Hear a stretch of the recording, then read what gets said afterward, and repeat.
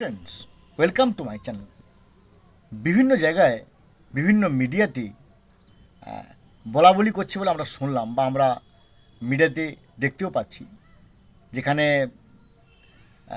বিভিন্ন পার্সোনালিটি বক্তব্য রাখছেন যে সুপ্রিম কোর্ট যেমন 4 জনের একটা কমিটি করে দিয়েছে, তারা আমাদের পশ্চিমবঙ্গ রাজ্যও ডিএর ব্যাপারে একটা 4 জনের কমিটি করে দিয়েছে।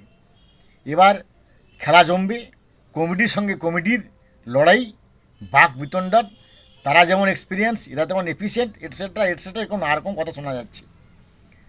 প্রশ্ন হচ্ছে, ইউটিউবার হিসেবে আমাদের কাছে অনেকে প্রশ্ন করছেন যে রাজ্যের যে করা কমিটি, তারা কি পারবে সুপ্রিম কোর্টের করে দেওয়া কমিটির সঙ্গে ফেস টু ফেস সাক্ষাৎ করতে বা তাদেরকে সঙ্গে ডিবেট করতে, নানারকম এই বিষয়ে দেবে কি দেবে না এরকম ব্যাপার নানারকমভাবে আলোচনা করতে? উত্তর হবে না।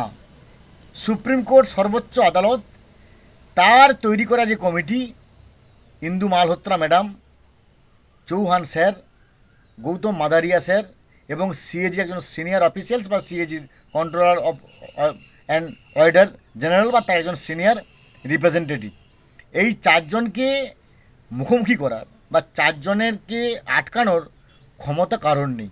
কারণ এই কমিটি তৈরি করে দিয়েছেন স্বয়ং জাস্টিস সঞ্জয় ক্যারল স্যার এবং জাস্টিস প্রশান্ত কুমার মিশ্রের বেঞ্চ। তাই এই 4 জনের অসীম ক্ষমতা। সেখানে রাজ্যের কমিটি 4 জন কেন? তিনি এখানে 40, 20, 100 করতে পারেন।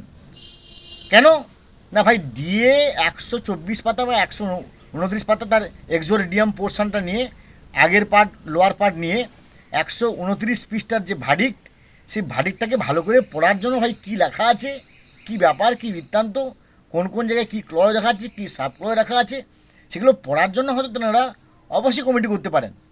কিন্তু কমিটি করো বা না করো ভাই, 6 মার্চের মধ্যে তোমাকে 25% বকেয়া ডিউ মিটিয়ে দিতে হবে।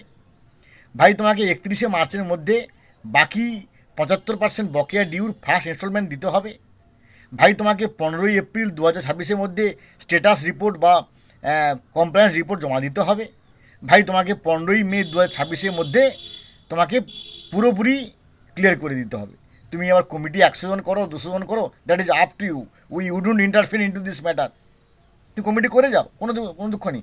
কিন্তু ভাই নির্দেশিকা যে ভাই 6 মার্চ, 31শে মার্চ, 15ই এপ্রিল, 15ই মে, এগুলো কিন্তু একেবারে কোনোভাবেই মানে নড়চড় হবে না, ইমমুভেবল। তার মানে এই যে কমিটি করেছে, তারা শুধুমাত্র কী লেখা আছে ইংরেজিতে তার শুধু বঙ্গানুবাদ করার জন্য, সেটাকে অ্যানালাইজ করার জন্য, ডিসকাশন করার জন্য, তাদেরকে সুপ্রিম কোর্টে তৈরি করা 4 জন কমিটিকে আটকানোর বা বোঝানোর বা উপদেশ দেওয়ার কোনো ক্ষমতা নেই, থাকবেও না। ভালো থাকুন, have a good day, thanks.